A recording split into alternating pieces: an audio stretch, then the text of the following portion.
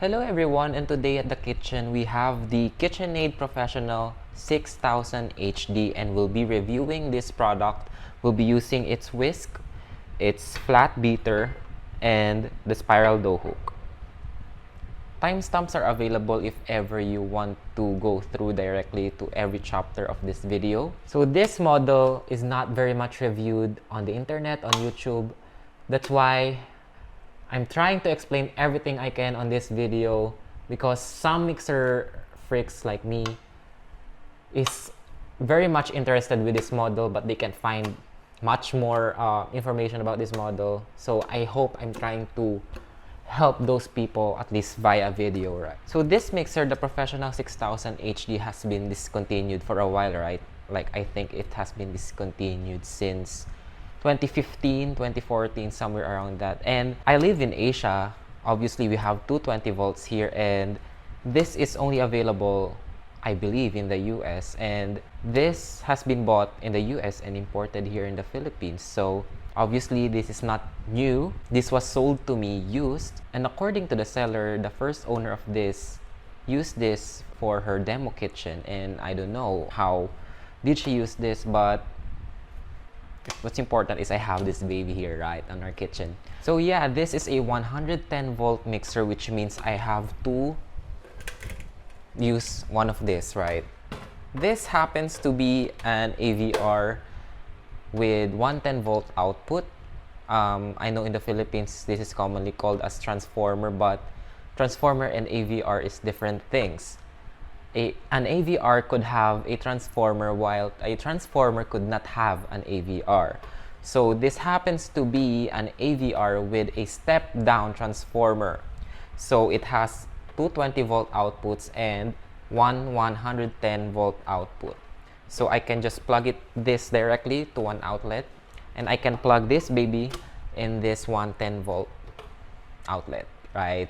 So this baby has a DC motor, which means it is more quiet than the Professional 600, which is more popular in the US in terms of the bow lift. So this is the bow lift for those who are new in KitchenAid things. In bow lift, you have to lift this thing up, right? Where you raise the bowl so that the beater will be inside the bowl and do its thing, right? Mixed stuff.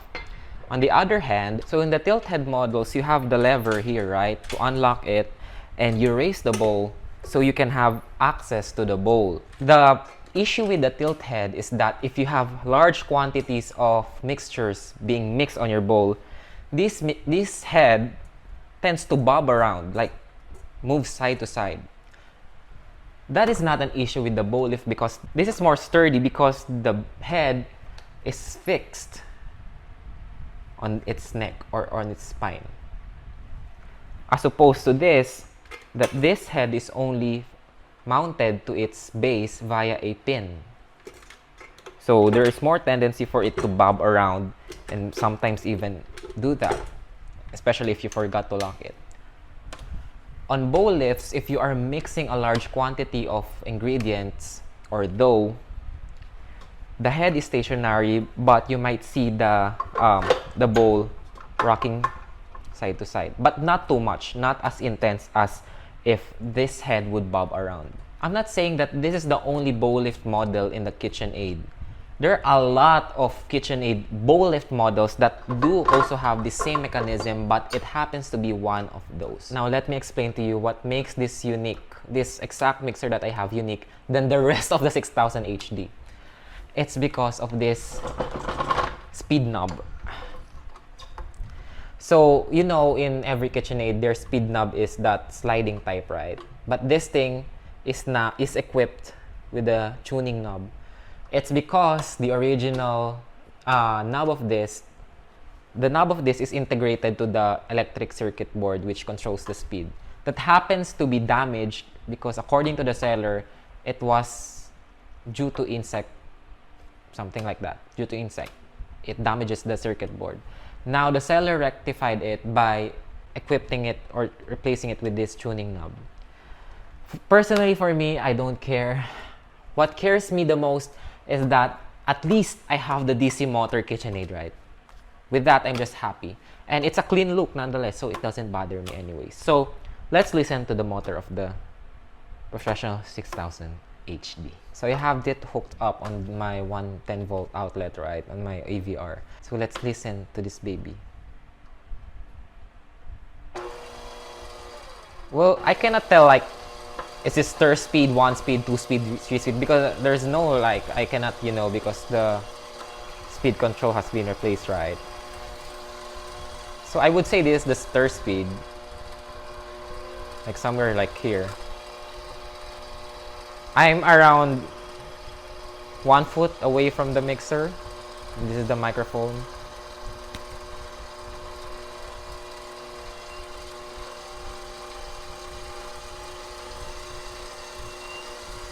I'm just gradually speeding up the motor, the speed.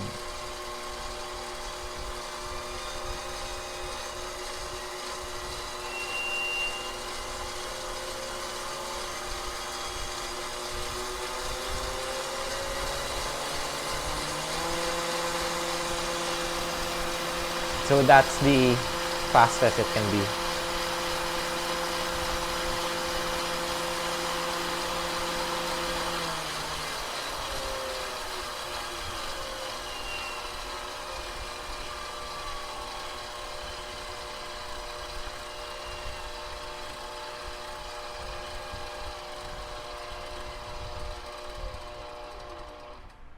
So, if you know about KitchenAid, you know how quiet this thing is, right? It's so quiet. Although I'm not saying it's noiseless, but it's quiet. Of course, I can just ramp it up like that, right? Like if I want its speed, right? Like very fast. So I have an easy motor, not KitchenAid here, but it would replace the noise of the Professional 600 because it uses the same, but not really the same. It has the same wattage as the Professional 600, so let me grab that. I don't know if you can tell, but I don't have a lot of mixers, right? So this represents the Professional 600, which uses the AC motor.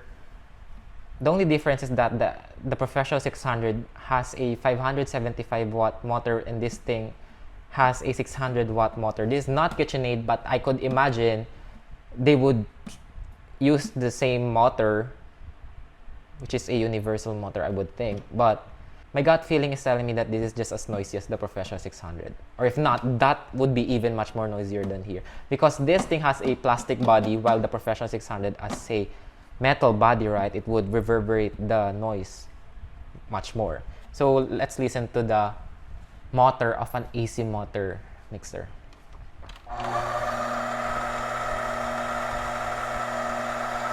Versus this thing.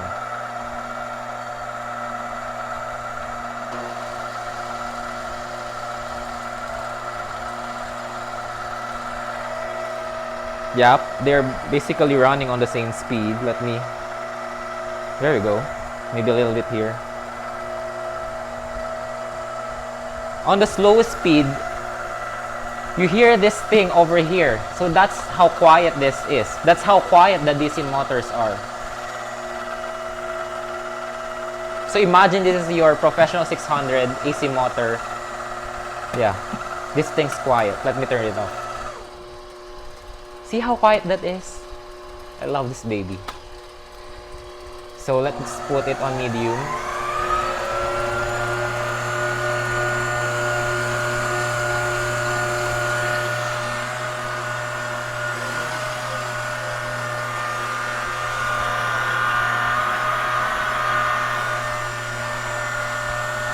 Yup, they're running on the around same speed. You can really hear how quiet this thing is.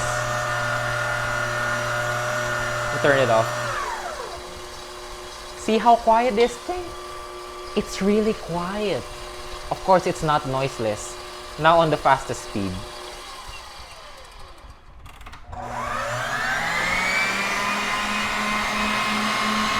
Noisy, right? Noisy. You cannot hear me.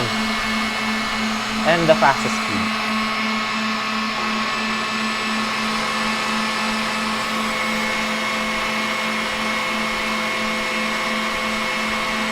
Really quiet, this thing. This is so noisy. Let me turn it off. You see how quiet that is? My gosh. I have no words. Yeah, if you're wondering, this is my first ever stand mixer, and I bought it way back in 2017. I was a high school student back then, and my mom bought it for me via the online shopping. So I've been baking for around 10 years now. I started baking around 10 years. The more you know. I still love this baby. I cannot get rid of this. But I really don't use this much often because I got Kitchenaid, right? But I still love this. Now that there's a lot of information for you guys, let's now test how this baby performs. We'll be using the whisk. We'll be making ice cream with the whisk. We'll be making a brownies with the paddle attachment. And we'll be making a bread dough with the spiral hook. Okay, so let's make my ice cream. So I have in here 2 cups of chilled all-purpose cream, and it has to be chilled for at least 8 hours. If you live outside the Philippines, you might use whipping cream, right? Or if you have recipe, use that. But in the Philippines, we commonly use all-purpose cream for ice cream.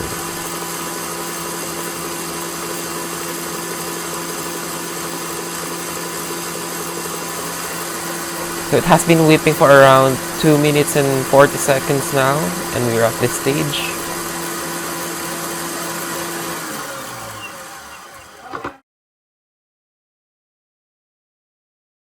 So I'm putting in like half of its content, the condensed milk, half can of condensed milk, and let's start it up.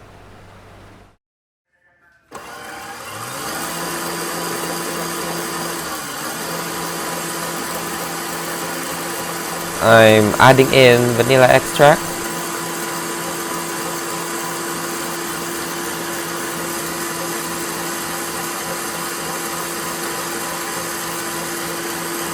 And let's see where we are. Okay, so now I'm adding in my crushed Oreos. Sorry, I have to mute the background because my mom is talking to somebody, and after around 5 minutes of total mixing time, we're here, and we'll just transfer it to lock and lock and freeze it. It takes longer than if I would make it on my tilted artisan, but nonetheless, it is what it is. We got the bigger bowl, and these bowls are not made for smaller quantities, so it is what it is. But it did the job, and yeah. So now we'll be making brownies. So I have in here cold butter, and I'll be using the paddle to soften it up for fun, right? You might want to leave it to room temperature for quite a while before mixing it, but I do this trick a lot with my mixers when I forgot to soften my butter, and it did the trick nonetheless. So we'll be softening up and creaming this butter first with this beater, but later on I will transfer it with a flex beater.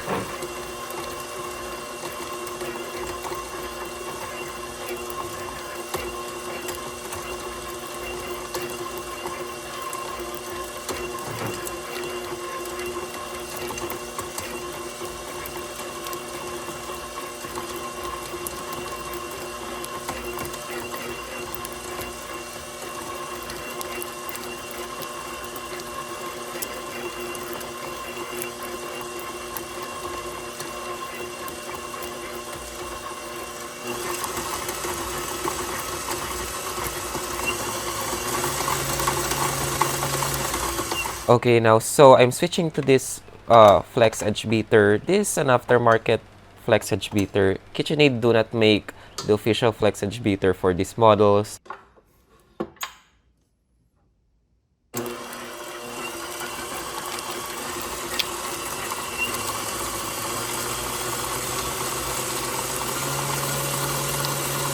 Yeah, as you can tell, it scrapes the sides and the bottom of the bowl better. So we'll have this cream for a while, and yeah.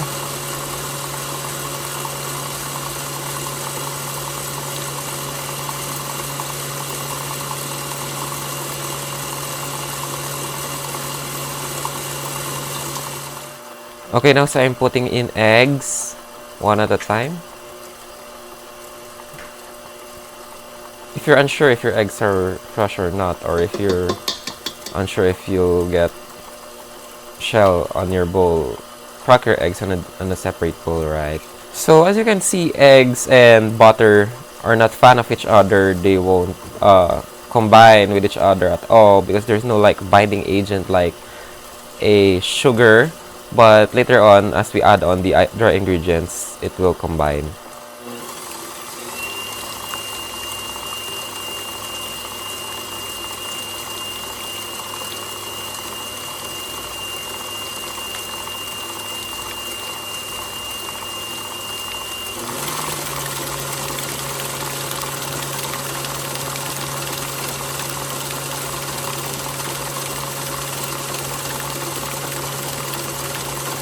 Okay, now so we'll be adding the dry ingredients.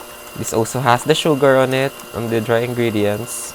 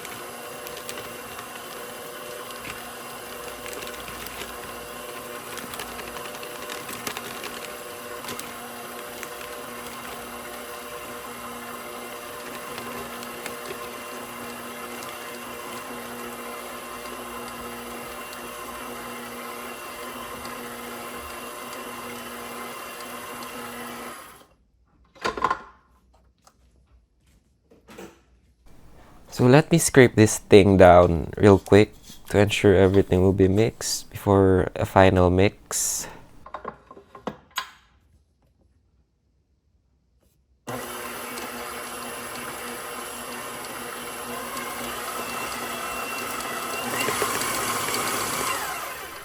Okay, that's it. So it's a thick batter and it did the job. Thumbs up. Okay, we'll be making bread. So I'm putting in water, sugar,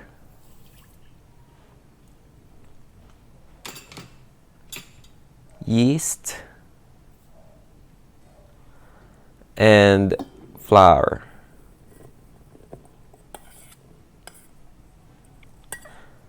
Okay, let me mix this first until it starts to get going so that it will be faster to mix. Or I could use the paddle to mix it roughly, right? But yeah, I'll be mixing it until it gets going, and then we'll knead it with a spiral hook.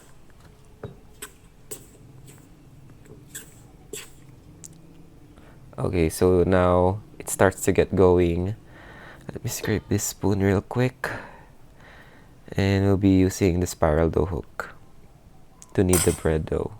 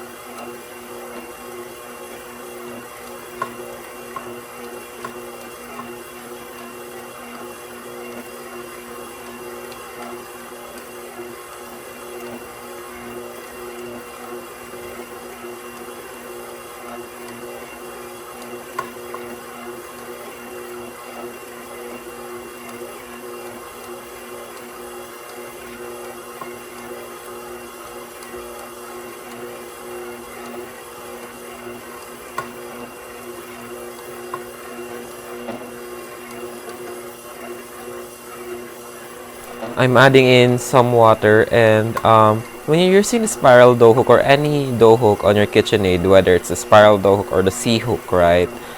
It's better that we don't exceed speed too, because it may ruin the motor, right, and the gear of this. So yeah. So let's get back to kneading. And I don't have like that speed control, right? So I'm just estimating, like, if I would imagine this like the steer speed.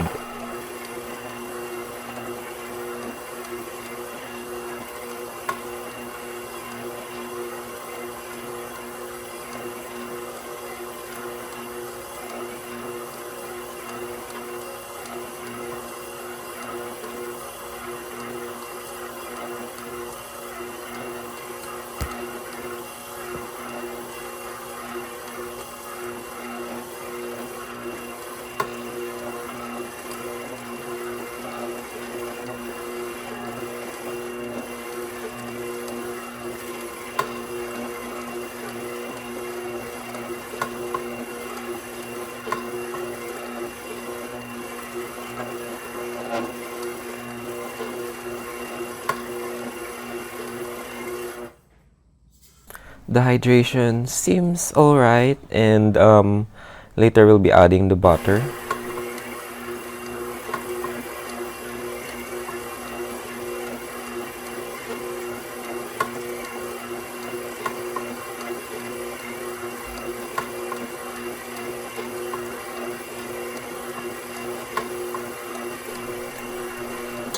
Okay, now so I'm adding in the butter.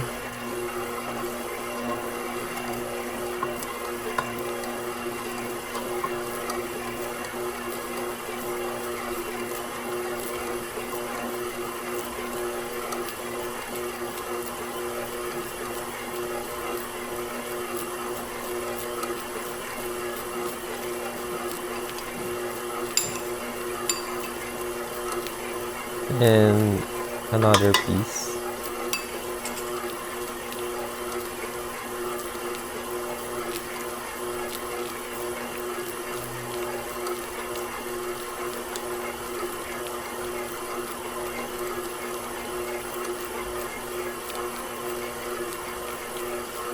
And it starts to disintegrate the dough ball. It's normal because we're adding in butter, but later on when the butter's fully incorporated to the dough, it will get back to a ball, to a dough ball. It may take a while, I would imagine, but yeah.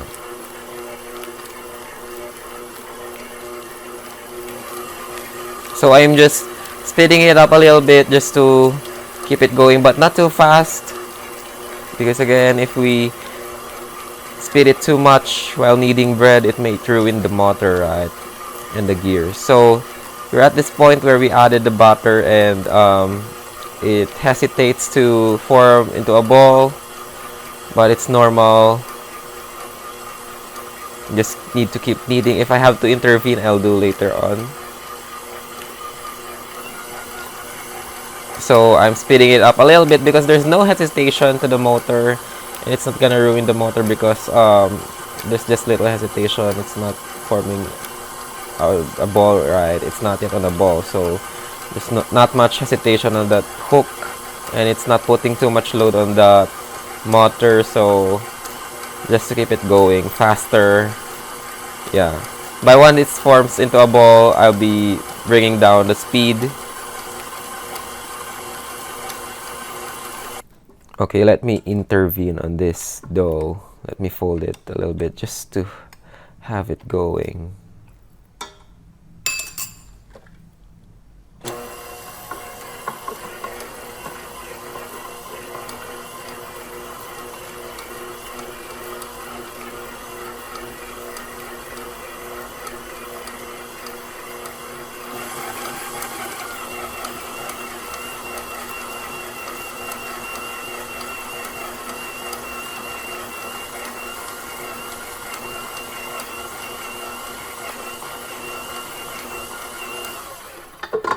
Let me fold again so that the underside will be over.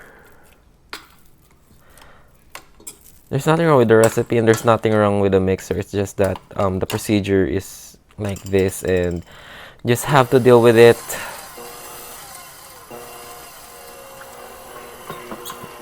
Okay.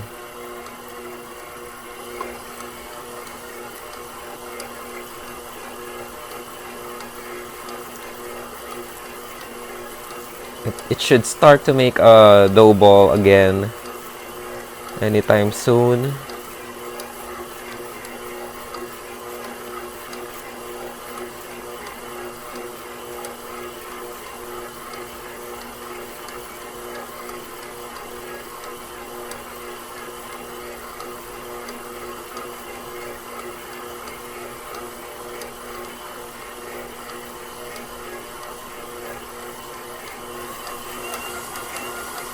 Again, I'm just speeding up the motor because there's little load on that dough hook.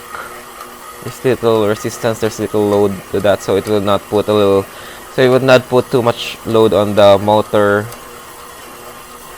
because it seems to just sliding right because of the butter. There's some sort of lubrication between that dough and the bowl.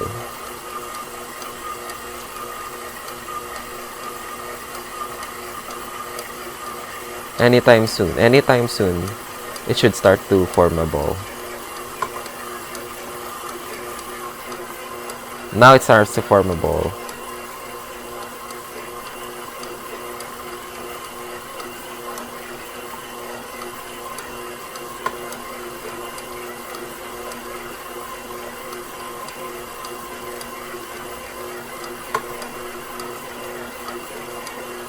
There we go. Now it's forming slowly into a ball. There we go. Now we're talking. So again, there was nothing wrong with the recipe. There's nothing wrong with my mixer. It's just that I added the butter on the latter stage, and yeah, we have the spiral dough hook, and I would choose the spiral dough over the C hook, right? The C hook comes with a tilt head, and the spiral dough hook kneads efficiently when it comes to kneading bread hook. Kneading bread and the C hook. So it's fine. So we'll keep this going for around 6 to 8 minutes, and yeah.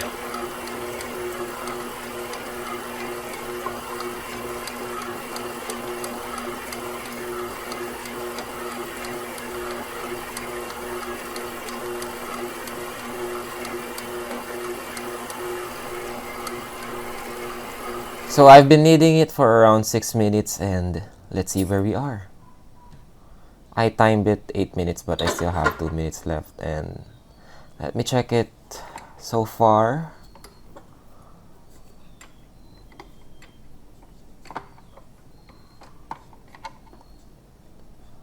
It's sticky of a dough, but it's not an issue, right? Rather than a stiff dough. So as far as I can tell,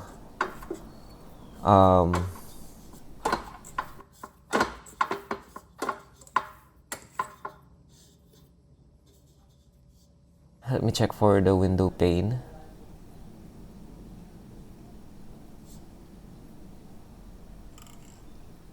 Let me oil my hands a little because this is a sticky dough. So it's stretching a little bit, and let me see that window pane test. Yeah, we're getting a little window pane. It's not terribly tearing, so it means there you go. You can see my fingers on that. It's tearing a little bit, but not all parts of it, right? So yeah, let me do it once again. Once again, what am I saying? So we'll keep stretching it gently with our hands, and we should have a window pane.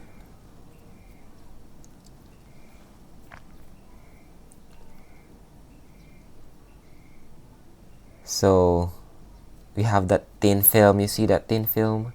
And you can see my fingers, or my finger. That's the window pane.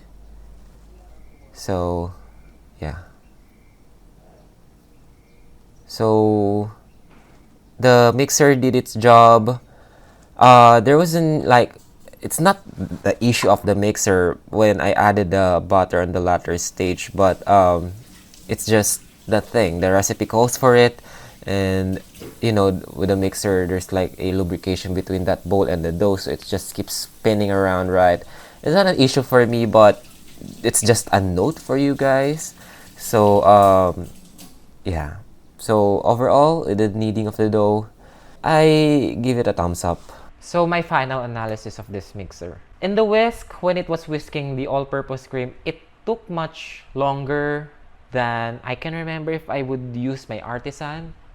But nonetheless, it's not like 1 hour longer, right? We're just talking about like a minute longer. It is not a big deal for me because this would perform better if it's much more fuller, right? Because it means that the whisk is mixing more things.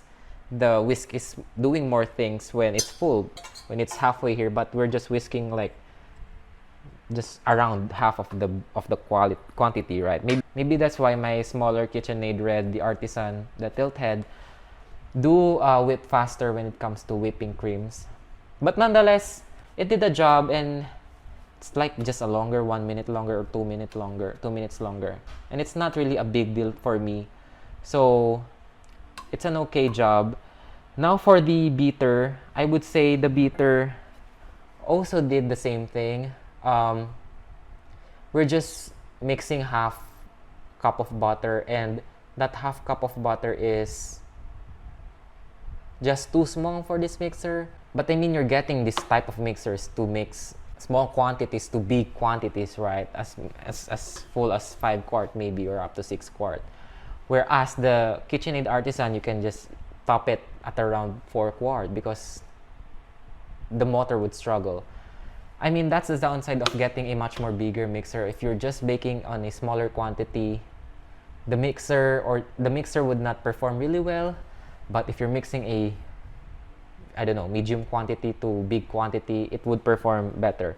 Nonetheless, I was actually using this thing, and it did better when I changed to this thing. If you're also wondering, the flex beater for this thing, KitchenAid doesn't make them, but New Metro makes them, and the code is K5AL.